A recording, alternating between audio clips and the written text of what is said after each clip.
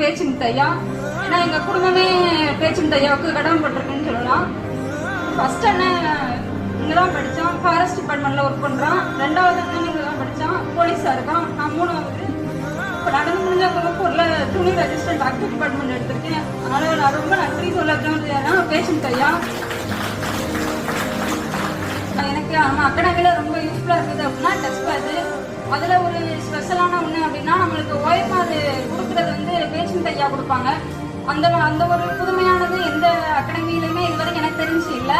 அப்ப ஐயா கூப்பிட்டு கொடுக்கும்போது ரொம்ப பின்னாடி மார்க் இருக்கும்போது நமக்கே ஒரு இது வரும். கண்டிப்பா நம்ம ஃபர்ஸ்ட் 3 ரேங்க்ல நம்ம எடுத்தே ஆகணும் அப்படின்ற ஒரு வெறி வரும்.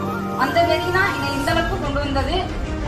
அடுத்த ஃபியூச்சர் ரெஃபரன்ஸ் நான் என்ன சொல்ல விரும்புறேன்னா, யாரு கூடயும் கம்பேர் பண்ணாதீங்க. என்னோடைய டிஎன்பிசி ஜாலினா கரெக்டா 2 இயர்ஸ் தான். இப்போ அடுத்து குரூப் 2 மீன்ஸ் டெஸ்ட் போட்டுக்கிட்டு இருக்கேன். கண்டிப்பா குரூப் 2 கிளியர் பண்ணி இந்த மேடை ஏறுவேன். இந்த அளவுக்கு நான் வளர்ந்ததுக்கு முக்கிய காரணம் பேச்சு முத்தையா. பேச்சு முத்தையாக்கு நன்றி கூறி கடைசியா ஒரு திருக்குறள், தெய்வத்தால் ஆகாதெனும் முயற்சிதன் தெய்வத்த கூலிதரை கூறி விடைபெறும்.